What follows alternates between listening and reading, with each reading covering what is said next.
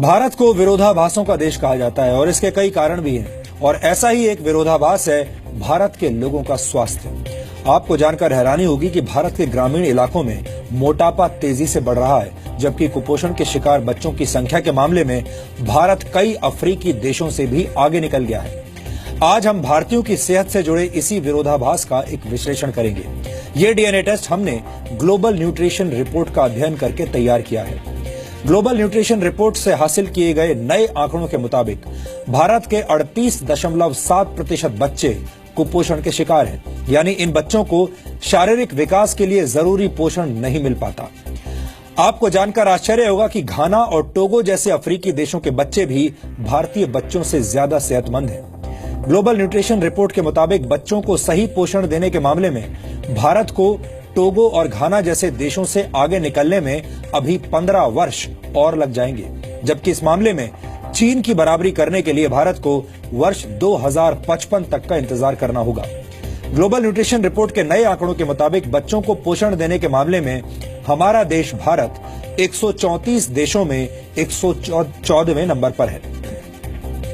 इस सूची में अफ्रीकी देश घाना की रैंकिंग 52 और दुनिया के सबसे गरीब देशों में शामिल टोगो की रैंकिंग 80 है, जबकि चीन भारत से 106 रैंक ऊपर 26वें नंबर पर है।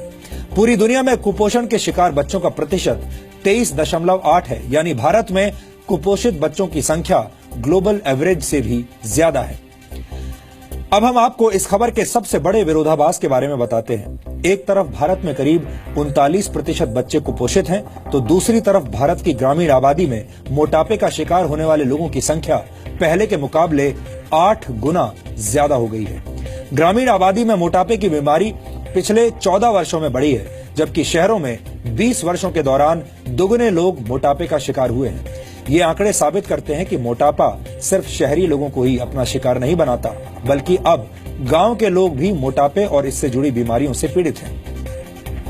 ग्लोबल न्यूट्रिशन रिपोर्ट में यह भी कहा गया है कि भारत में जिन परिवारों का कोई ना कोई सदस्य दिल की बीमारी से पीड़ित है, उन परिवारों की 30% आमदनी बीमारी के इलाज में खर्च हो जाती है। इस रिपोर्ट के मुताबिक भारत में दिल से जुड़ी बीमारियों के इलाज में आने वाला खर्च भी 58% तक बढ़ गया है। इन आंकड़ों से साफ है कि भारत को आगे बढ़ने के लिए जिस तरह से ऊर्जा की जरूरत है, उसी तरह भारत के लोगों को आगे बढ़ने के लिए सही पोषण की जरूरत है। भारत की ऊर्जा जरूरतें तो एनएसजी यानी न्यूक्लियर सप्लायर्स ग्रुप जैसे समूहों में शामिल होकर पूरी हो जाएंगी, लेकिन भारत के बच्चों को सही पोषण देने के लिए एक और एनएसजी यानी न्यूट्रिशन सप्लायर ग्रुप बनाना होगा, ताकि देश का कोई भी बच्चा भूखा और कुपोषित न हो।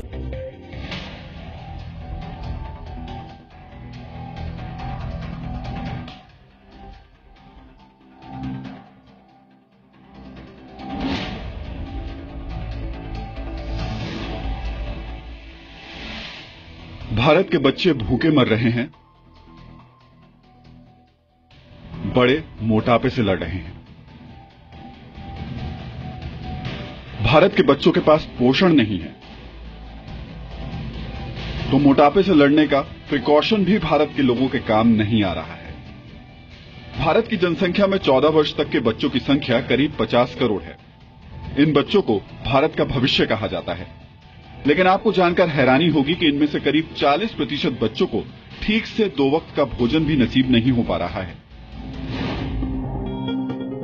ग्लोबल न्यूट्रिशन रिपोर्ट के मुताबिक भारत के 38.7% बच्चे कुपोषण का शिकार हैं, यानी 0 से 14 वर्ष के 19 करोड़ बच्चे ना तो ठीक से पोषण ले पा रहे हैं और ना ही उनका सही शारीरिक विकास हो पा रहा है। जाहिर है, कुपोषण की बुनियाद पर भविष्य के भारत का मजबूत निर्माण नहीं किया जा सकता। ग्लोबल न्यूट्रिशन रिपोर्ट के मुताबिक भारत में पिछले 10 वर्षों में बच्चों के कुपोषण में काफी कमी आई है, लेकिन अब भी इस मामले में भारतीय बच्चों की स्थिति अफ्रीकी देशों जैसे टोगो और घाना से भी बुरी है। छोटे बच्चों को जरूरी पोषण देने के मामले में भारत 134 देशों की सूची में 114वें नंबर पर है। मिड डे मील जैसी योजनाओं ने हालात बदले जरूर हैं, लेकिन इस दिशा में भारत को अभी भी काफी लंबा सफर तय करना है। या कुपोषण का नाम लेते हैं तो हमारे दिमाग में सीधे वो जाता है जो कि यहाँ पर 30 साल पहले हुआ करता था कि खाने को नहीं मिलता था एंड दुबले पतले बच्चे होते थे। और अब कुपोषण जो है वो एक दूसरी डायरेक्शन में जा रहा है।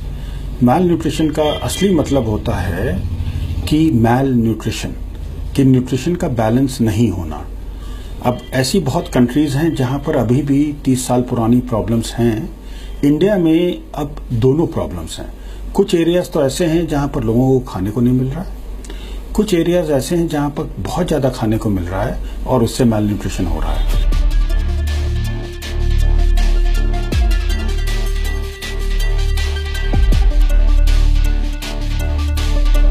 कुपोषण भारत के बचपन को बीमार कर रहा है, तो मोटापा भारत के बड़े लोगों को तेजी से अपना शिकार बना रहा है। आंध्र प्रदेश के कुछ गांव में की गई स्टडी के दौरान सामने आया कि ग्रामीण इलाकों में मोटापा पिछले 14 वर्षों में 8 गुना बढ़ गया है।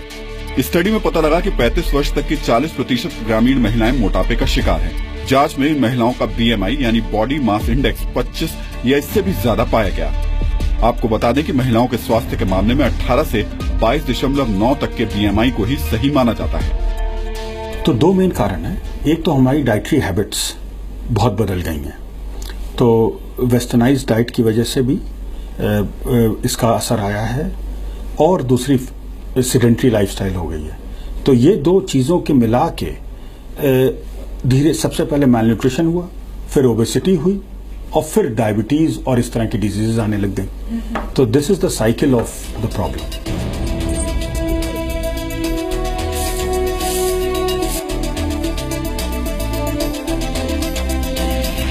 यानी भारत का भविष्य ठीक से खा नहीं पा रहा और वर्तमान अपने खाने पीने की आदतों की वजह से ठीक से काम नहीं कर पा रहा।